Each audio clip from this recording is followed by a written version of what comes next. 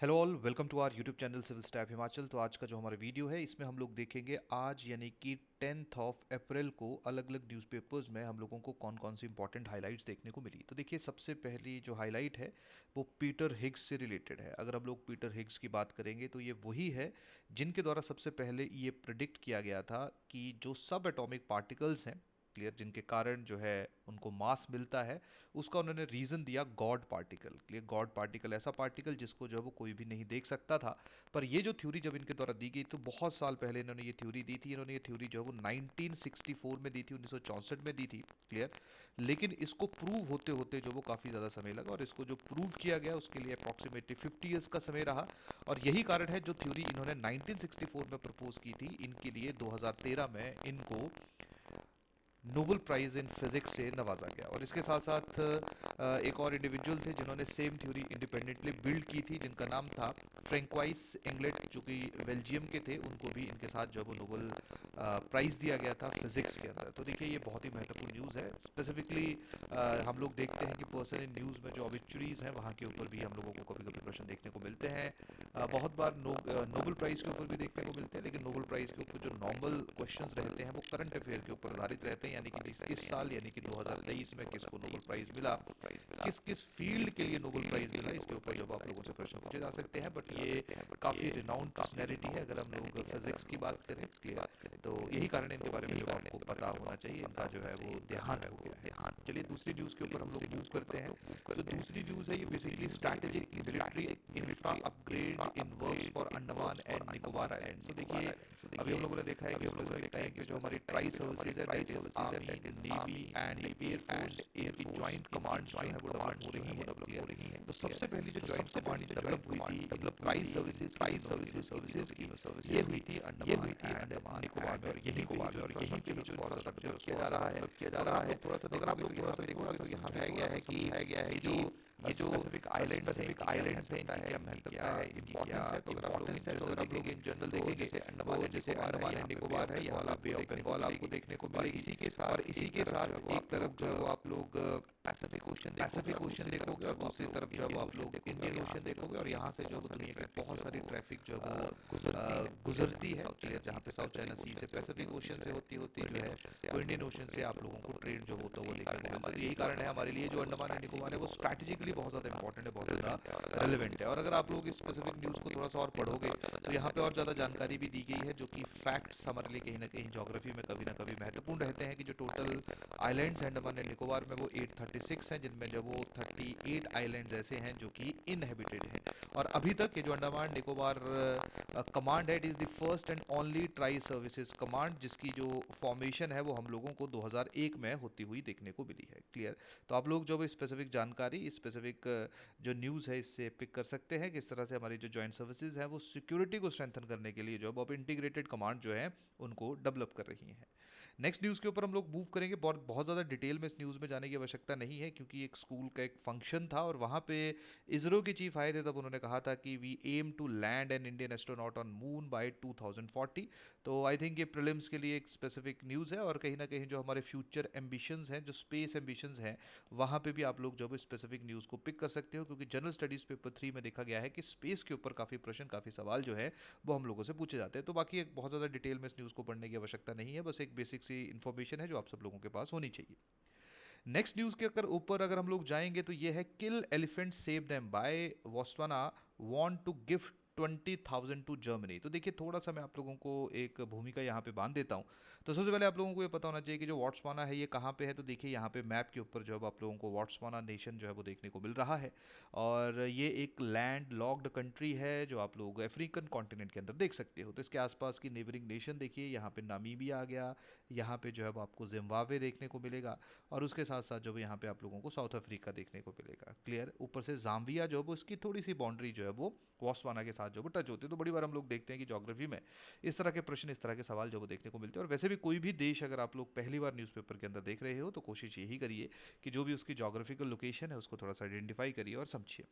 अब यहाँ पे जो किल एलिफेंट्स यानी कि स्पेसिफिक न्यूज़ है, इसका कंटेक्स्ट मैं आप सब लोगों को बता देता हूँ। देखिए अगर हम लोग अफ्रीका की बात करें तो वहाँ पे बेसिकली एनिमल ट्रॉफीज़ जो हैं उनका बहुत ज़्यादा रिवाज है। एनिमल ट्रॉफीज़ का मतलब क्या है कि जब आप किसी भी एक एनिमल को किल करते हो, जैसे फॉर एग्जांपल जितने बड़े एनिमल को आप मारोगे, आप मान लीजिए आप लाइन का शिकार कर रहे हो, आप टाइगर का शिकार कर रहे हो, आप एलिफेंट का शिकार कर रहे हो, आप बियर का शिकार कर रहे हो, तो उनकी बॉडी का कोई भी एक हिस्सा, जैसे हम लोग देखते थे कि पहले जो हमारे जैसे टाइगर रहते थे उनकी जो खाल है उसको लोग अपने साथ कैरी करते थे। सिमिलरली बियर का जो मुंह है उसको लोग कैरी करते हैं। सिमिलरली जो एलिफेंट है क्लियर, उनके जो टीथ है उनको लोग कैरी करते हैं। तो एनिमल ट्रॉफीज़ का जो रिवाज है वो हम लोगों को बहुत ज़्यादा देखने को मिलता है अफ्रीका के अंदर। हालांकि ऐसा नहीं है कि ये बड़े पहले से ऐसा चल रहा है, ये बेसिकली जब यूरोप के द्वारा इन एरियाज़ के ऊपर अपना नियंत्रण स्थापित किया गया तो वहाँ पे उन्होंने जो है वो शिकार की एक प्रथा जो है वो शुरू की, और आज भी हम लोग देखते हैं कि एनिमल ट्रॉफी जो है वो अफ्रीका के बहुत सारे कंट्रीज़ में बड़े लार्ज स्केल के ऊपर हमें देखने को मिलती है। और इन्हीं एनिमल ट्रॉफी से जो वो जीडीपी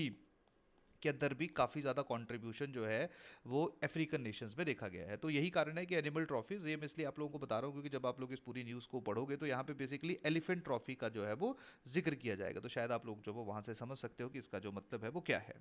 तो देखिए अब वापस आते हैं वाट्सवाना के ऊपर। तो देखिए वाट्सवाना जो वो इन जनरल हम लोग देखते हैं कि अफ्रीका के अंदर जो वो पॉलिटिकल स्टेबिलिटी बहुत ज़्यादा नहीं रहती है, लेकिन वाट्सवाना जो वो थोड़ा एक अपवाद है, एक एक्सेप्शन है, जहाँ पे देखा जाता है कि यहाँ पे जो वो काफ़ी ज़्यादा पॉलिटिकल स्टेबिलिटी है, और पॉलिटिकल स्टेबिलिटी के कारण यहाँ की जो गवर्नमेंट है वो ज़्यादा बेटर डिसीजन ले पाती है। लेकिन इस टाइम इस स्पेसिफिक कंट्री में प्रॉब्लम क्या हो गई है कि यहाँ पे दुनिया के सबसे ज़्यादा जो एलिफेंट्स है, ठीक है, 1.3 लाख एनिमल जो हैं, सॉरी एलिफेंट्स जो अब हम लोगों को बोट्सवाना के अंदर देखने को मिलते हैं, और यहाँ पे अप्रॉक्सीमेटली 40% और जो टोटल एरिया है वहाँ पे आप लोग जो है उन एलिफेंट्स का कहीं ना कहीं आप लोगों को डिस्ट्रीब्यूशन देखने को मिलता है, जिसके कारण मैन टू एलिफेंट कन्फ्लिक्ट जो है उसमें हम लोगों को बहुत ज़्यादा इजाफा देखने को मिल रहा है। और यही कारण है वाट्सवाना जो वो चाहता है, वो ये चाहता है कि वहाँ से 20,000 एलिफेंट जब उनको जर्मनी भेजा जाए, क्योंकि इन जनरल हम देखते हैं कि जो यूरोपियन नेशंस है बेसिकली जो बड़े अमीर लोग हैं उनको कहीं ना कहीं जो इस तरह की आदत है जहाँ पे ये एलिफेंट ट्रॉफीज़ या एनिमल ट्रॉफीज़ को अपने साथ लेके जाते हैं और वहाँ पे जो वो अपना या तो उनको बेचते हैं वहाँ पे जाके, या उसके साथ साथ जो वो अपनी ग्लोरिफिकेशन के लिए उनको यूज़ करते हैं। तो यही सारे के सारी न्यूज़ जो वो आप इस स्पेसिफिक आर्टिकल के अंदर देख सकते हो। तो देखिए बड़ा कम रहता है कि हम लोग जो है वो इंटरनेशनल किसी स्पेसिफिक नेशन से रिलेटेड इस तरह की जो न्यूज़ है, इस तरह की जो खबरें हैं वो देखें। तो कभी कभी प्रीलिम्स में जोग्राफिकल पर्सपेक्टिव की अगर हम लोग बात करें तो वहाँ पे हम लोगों को जो चीज़ें हैं ये देखने को मिलती हैं। अब देखिए मेन बात है यहाँ पे पहला हिस्सा है why are there so many elephants in Botswana. तो इसका सबसे बड़ा कारण क्या था कि बाकी देश, जैसे मैंने अभी थोड़ी देर पहले जिक्र किया कि वहाँ पे बड़ा ओपनली जो एनिमल ट्रॉफीज चलती रहती हैं, क्लियर, लेकिन बोट्सवाना जो है इन्होंने 2013 में इसको जो वो बैन कर दिया था, बट इतनी ज़्यादा पॉपुलेशन इंक्रीज होगी कि 2019 में इनको जो है वो वापस जो हंटिंग है उसको अलाउ करना पड़ा, क्योंकि लोग जो है उससे बहुत ज़्यादा ग्रसित हैं, बहुत ज़्यादा परेशान हैं, क्लियर। और इसके साथ साथ जो है वो सबसे बड़ी बात है यहाँ पे देखिए पूरा का पूरा ये थोड़ा सा आपको डाटा जो है इन्फॉर्मेशन जो देखने को मिलेगी कि कितना पैसा जो है, जैसे देखिए trophy hunters injected $250 million into south of the yearly and supported 17,000 jobs. यहाँ पे एनिमल हंटिंग जो है वो किस तरह से एनिमल ट्रॉफी है वो किस तरह से अफ्रीका के जीडीपी उसमें कंट्रीब्यूट कर रही है। तो यहाँ पे आप लोग जो है इसको एकत्रित कर सकते हैं, जानकारी को देख सकते हो। तो एक कंटेक्स्ट है, एक न्यूज़ का जहाँ पे प्रीलिम्स में जो प्रीलिम्स में तो बचे, लेकिन साथ में जो आप यहाँ पे देख सकते हो यहाँ कौन सा कंट्री है, कौन सा देश है और उसकी क्या ज्योग्राफिकल लोकेशन है, और उस तरह से वो आपको जानना भी महत्वपूर्ण है, इंपॉर्टेंट है। चलिए नेक्स्ट न्यूज़ के ऊपर हम लोग न्यूज़ करते हैं। नेक्स्ट न्यूज़ जो है वो जनरल स्टडीज पेपर की पर्सपेक्टिव से बहुत ज़्यादा इंपॉर्टेंट है। Developments in energy sector, clear. यहाँ पे है the import restrictions on solar PV sales. तो बेसिकली यहाँ पे बात क्या है कि अभी हमारी जो MNRE है यानी कि ministry of new and renewable energy है, क्लियर, उन्होंने 2021 में एक नोटिफिकेशन रिलीज की थी जो थी approved list of models and manufacturers of solar photovoltaic modules, clear. ये बेसिकली इसका मेन ऑब्जेक्टिव क्या था, वैसे 3 साल पुराना जो है ये नोटिफिकेशन है, लेकिन तब इसको जो वो प्रॉपरली इंप्लीमेंट नहीं किया गया था। अभी जो है उसको इंप्लीमेंट करने का प्रयत्न किया जा रहा है। इसका सीधा सीधा ऑब्जेक्टिव क्या है, इसका सीधा सीधा ऑब्जेक्टिव है वो मैन्युफैक्चरर जो इंडिया के अंदर डोमेस्टिकली जो है वो सोलर सेल्स और सोलर मॉड्यूल जब उनको प्रोड्यूस कर रहे हैं। आप मान लीजिए सोलर सेल जो है ये आ गया। और मॉड्यूल जो है जहाँ पे आप लोगों को मल्टीपल जो है वो सोलर सेल्स इंटीग्रेट होते हुए देखने को मिलेंगे, जो ज़्यादा सोलर एनर्जी जो है वो उसको कैप्चर करेंगे। क्लियर। तो ये था कि सरकार के द्वारा जो वो निर्णय लिया गया कि 2021 में जो उनकी पॉलिसी थी उसको वो प्रॉपरली इंप्लीमेंट कर रहे हैं या री इम्प्लीमेंट कर रहे हैं। तब नहीं किया गया था क्योंकि बहुत सारे हमारे ऐसे मैन्युफैक्चरर थे जिन्होंने चाइना से जो वो चीज़ें मंगाई हुई थी। तो इस स्पेसिफिक नोटिफिकेशन का जो मेन ऑब्जेक्टिव था वो ये था कि किस तरह से जो हमारी फोटोवोल्टिक सेल्स हैं या मॉड्यूल्स हैं उनमें डोमेस्टिक प्रोडक्शन जो है वो उसको पुश किया जाए। तो पिछले 3 साल में ये देखा गया कि हमारे यहाँ पे जो डोमेस्टिक प्रोडक्शन है वो भी इंक्रीज हुई है, लेकिन साथ में रियलिटी जो है वो आपको इस पूरे के पूरे आर्टिकल के अंदर जो है वो देखने को मिलेगी। क्लियर। रियलिटी ये है कि अभी भी अगर हम लोग 2023-24 तक के डाटा की बात करेंगे तो वहाँ पे चाइना जो है वो टोटल 53% जितने सोलर सेल्स इंपोर्ट हो रहे हैं वो चाइना से आ रहे हैं, और जितने पीवी मॉड्यूल्स इंपोर्ट हो रहे हैं वो भी उनका 63% जो है वो चाइना से आ रहा है। क्लियर। तो चाइना में वैसे भी हम लोग इन जनरली, कल भी हम लोगों ने यूएसए के साथ इनका एक सिचुएशन देखा था कि यूएसए के साथ भी थोड़ा प्रॉब्लम इसलिए उनका हो रहा है क्योंकि चाइना के अंदर जो प्रोडक्शन कॉस्ट है वो बहुत ज़्यादा कम है, और उसके साथ साथ वहाँ की जो गवर्नमेंट, वहाँ की जो सरकार है वो भी काफ़ी सब्सिडीज जो है वो चाइना को प्रोवाइड कर रही है, जिसके कारण चाइना जो है वो हर तरह से स्पेसिफिकली जो क्लीन एनर्जी है उसमें चाइना जो है वो काफ़ी ज़्यादा आगे बढ़ चुका है। नेक्स्ट है how have a policy responded, जो जैसे मैंने आपको बताया था कि 2021 में पॉलिसी रिलीज हुई थी, लेकिन वो कोविड का टाइम पीरियड था, यही कारण था उसको जो वो प्रॉपरली इंप्लीमेंट नहीं किया गया। लेकिन गवर्नमेंट ने उसी स्पेसिफिक समय में पीएलआई स्कीम जो है, पीएलआई स्कीम जो है उसको इम्प्लीमेंट किया था। क्लियर। और जो पीएलआई स्कीम था उसका मेन ऑब्जेक्टिव यही था, प्रोडक्शन लिंक्ड इंसेंटिव स्कीम, जहाँ पे डोमेस्टिक सेक्टर जो है उसको पुश किया जाए। क्लियर। और यही है। अगला नेक्स्ट है, ये थोड़ा सा आप लोग पढ़ सकते हो, स्पेसिफिकली स्टार्टिंग वाला आर्टिकल है कि what is the scope for solar in India. Clear. तो देखिए हमारी जो एस्टिमेटेड पोटेंशियल है, solar power potential is 748.99 gigawatt. Clear. और हमने टारगेट रखा है 2030 तक आते आते जो है वो हम लोगों को 500 गीगावाट जो है उसकी इंस्टॉल्ड कैपेसिटी जो है वो नॉन फॉसिल फ्यूल से जो वो डेवलप करेंगे, जिसमें सोलर जो है वो बहुत इंपॉर्टेंट रोल प्ले करेगा। तो आप लोग यहाँ पे देख लीजिए कि सोलर का जो टोटल कैपेसिटी है वो कितना है। तो कभी कभी आप लोगों के लिए जो डाटा होता है वो आपके आर्गूमेंट को सपोर्ट करने के लिए बहुत ज़्यादा महत्वपूर्ण होता है, बहुत ज़्यादा रेलिवेंट होता है। क्लियर। तो आप लोग जो है वो इस तरह से इस पूरे के पूरे जो न्यूज़ है इसको एक बार पढ़ सकते हो। चलिए नेक्स्ट न्यूज़, इसको मैं आप लोगों को सबको रिकमेंड करूंगा कि इसको पढ़िए। इसमें बहुत तरह मतलब जो फैक्ट्स हम लोगों को कहीं ना कहीं एग्जाम के लिए चाहिए होते हैं, क्लियर, वो हमारे लिए बड़े इंपॉर्टेंट है। ट्रिब्यून के अंदर जो है स्पेसिफिक आर्टिकल पब्लिश हुआ है, और ये आर्टिकल है review policies of economic growth for course of correction. तो देखिए यहाँ पे पहला जो पैराग्राफ अगर आप यहाँ पे थोड़ा सा पढ़ोगे, यहाँ पे इसको देखोगे तो फर्स्ट पैराग्राफ जो है यहाँ पे सारे का सारा जो है वो हमारा जो टारगेट रखा है हमने 2047 तक, कि 2047 तक आते आते हम लोग जो वो विकसित भारत बनेंगे। क्लियर। तो उसका जो टारगेट है उसकी रियलिटी चेक जो हमें यहाँ पे दिया गया है। क्लियर।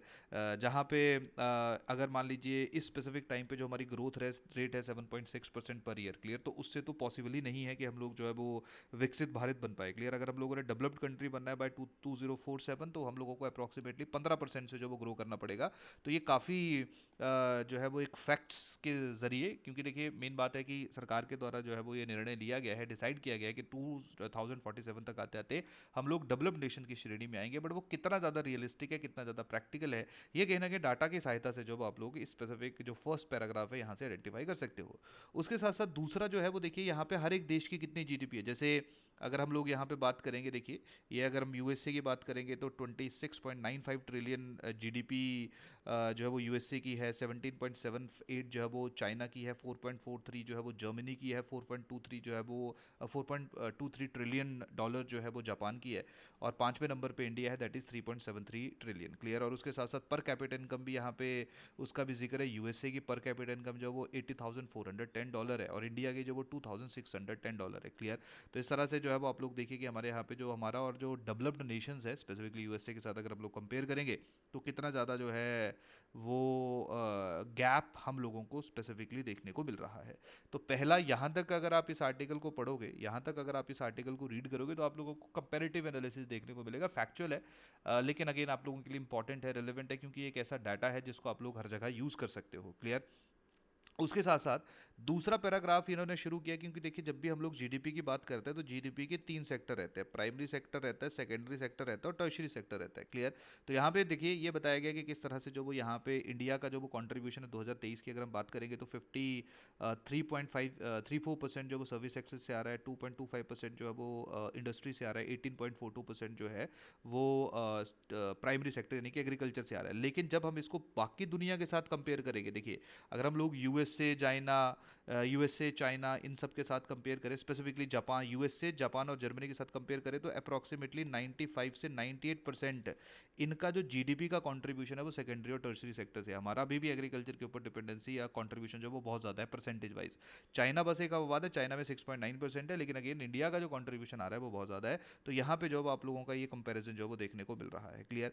इस पैराग्राफ में आप लोग देखोगे कि किस तरह से इंडिया का जो करंट अकाउंट डेफिशिएट है, क्लियर, हम लोग करंट अकाउंट डेफिशिएट है, और जो चाइना यूएसए जर्मनी की अगर हम लोग बात करेंगे तो इनका जो है आप लोगों को करंट अकाउंट सरप्लस देखने को मिलता है। क्लियर। तो बेसिकली इस पूरे आर्टिकल को अगर आप रीड करोगे तो यहाँ पे पूरा इंडिया का जो प्रॉब्लम है, अनएम्प्लॉयमेंट का जो डाटा स्पेसिफिक टाइम पे हम लोगों को यहाँ पे देखने को मिला, उसके साथ साथ जो है यहाँ पे, और उसके साथ साथ एफडीआई में जो हम लोगों को डिप देखने को मिल रहा है। तो ये प्रॉपरली एक बड़ा मतलब आई थिंक कब बड़ा रेयर रहता है कि इस तरह से प्रॉपरली जो है वो एक सारा डाटा जो हमारे लिए रेलेवेंट होता है, ऑलमोस्ट हर पॉइंट हर पैराग्राफ, नहीं तो नॉर्मली कभी कभी पूरा आर्टिकल पढ़ने के बाद बड़ी कम इन्फॉर्मेशन मिलती है, लेकिन इसको जो है अगर आप लोग थोड़ा सा डिटेल में पढ़ोगे तो पूरे का पूरा कंपैरिजन है। यहाँ पे आप लोगों को इंडिया की सिचुएशन देखने को मिल जाएगी। क्लियर। और ये जो है ये ग्लोबल कंपैरिजन है, तो हम लोगों को दोनों के दोनों चीज़ें जो है वो अपने मेंस पर्सपेक्टिव के लिए कहीं ना कहीं चाहिए होती है। हम लोगों को दोनों की दोनों चीज़ें जो है उनकी आवश्यकता पड़ती है। क्लियर। चलिए नेक्स्ट चलते हैं। नेक्स्ट न्यूज़ है loss for a better climate. Clear. तो बेसिकली ये जो अभी सुप्रीम कोर्ट के द्वारा कल लास्ट कुछ समय पहले जो है एक वर्डिक्ट दिया गया, जहाँ पे हम सब लोगों का एक फंडामेंटल राइट आ गया आर्टिकल 21 के अंदर। क्लियर। तो उसी से रिलेटेड न्यूज़ जब आप लोग देखोगे इसको, इसके बारे में मैंने बताया था कि मैं एक डिटेल्ड वीडियो बनाऊंगा, तो आप लोग इसको अभी तक पढ़ लीजिए। देखिए ये भी एक बड़ा अच्छा पर्सपेक्टिव दिया गया है, climate crisis is not gender neutral, यानी कि वही जो सुप्रीम कोर्ट का वर्डिक्ट स्पेसिफिक समय में आया हुआ है कि हर एक के पास है एक अधिकार है, right to be free from the adverse effect of climate change. Clear. कि क्लाइमेट चेंज का जो इम्पैक्ट है उससे बचने का हर एक के पास अधिकार है under article 21 of the constitution. तो यहाँ पे जो डॉक्टर सौम्या स्वामीनाथन इनके द्वारा ये आर्टिकल पब्लिश हुआ है, द हिंदू के अंदर ये आर्टिकल पब्लिश हुआ है, तो यहाँ पे बेसिकली इसको जेंडर परस्पेक्टिव से जो है वो लिंक किया गया है कि किस तरह से जो क्लाइमेट इम्पैक्ट है वो वुमेन और जो चिल्ड्रन है, क्लियर, उनके ऊपर उसका ज़्यादा इम्पैक्ट हम लोगों को देखने को मिलता है। क्योंकि जैसे क्लाइमेट चेंज का इम्पैक्ट जो है वो, जैसे फॉर एग्जांपल हम लोग एग्रीकल्चर के ऊपर सबसे ज़्यादा देखोगे तो एग्रीकल्चर में वुमेन की इन्वॉल्वमेंट जो है वो स्पेसिफिकली रूरल एरियाज़ में हम लोग देखते हैं हर जगह है कि वुमेन की इन्वॉल्वमेंट जो है वो बहुत ज़्यादा है। सिमिलरली इन्होंने ये भी साइड किया है कि अगर मान लीजिए कोई डिजास्टर होता है तो वहाँ पे जो वुमेन और बच्चे हैं उनकी मृत्यु दर ज़्यादा है एज़ कम्पेयर टू जो एडल्ट हैं। क्लियर। तो ये भी काफ़ी अच्छा आर्टिकल जो है वो आप लोगों को देखने को मिलेगा, तो आप लोग जब इसको एक बार पढ़ सकते हो, रीड कर सकते हो। क्लियर।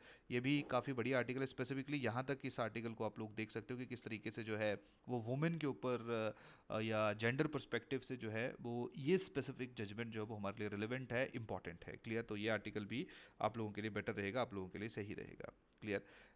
नेक्स्ट न्यूज़ है, अगर आप लोगों ने इसको एक बार पढ़ना होगा तो पढ़ लेना। क्लियर। ये न्यूज़ जो है ये बेसिकली चाइना और यूएसए के जो रिलेशंस हैं उनके ऊपर है। क्लियर। तो आप लोग इस न्यूज़ को एक बार पढ़ लीजिएगा। हालांकि हमारे लिए बहुत ज़्यादा एचएस की अगर मैं स्पेसिफिकली बात करूँगा तो वहाँ पे इतनी ज़्यादा इंपॉर्टेंट, इतनी ज़्यादा रेलेवेंट नहीं है। क्लियर।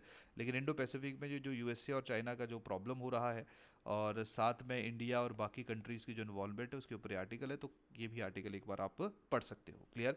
तो ये थी आज की हमारी इंपॉर्टेंट न्यूज़। तो अ, अब धीरे धीरे, क्योंकि अभी स्टूडेंट्स के ये भी कुछ मैसेजेस आ रहे हैं कि न्यूज़ पढ़ने में, कि जी बता तो दिया आपने ये इंपॉर्टेंट है, लेकिन न्यूज़ पढ़ने में जो अब हम लोगों को परेशानी का सामना करना पड़ रहा है। क्लियर। तो थोड़ा सा मैं अब कोशिश यही करूँगा कि और ज़्यादा डिटेल में जब आप लोगों के साथ ये चीज़ें डिस्कस करूँ, और कहाँ से किस एडिटोरियल में कौन सा इंपॉर्टेंट लाइन, एक इंपॉर्टेंट पॉइंट जो हमारे लिए रेलिवेंट है, पूरा पढ़ना है नहीं पढ़ना है, सिर्फ आपने हेडिंग्स ही रीड करनी है। क्लियर। उनके ऊपर जब हम लोग विचार विमर्श कर पाएँ। तो ये था आज का हमारा सेशन, कल हम फिर मिलेंगे, तब तक के लिए थैंक यू, धन्यवाद।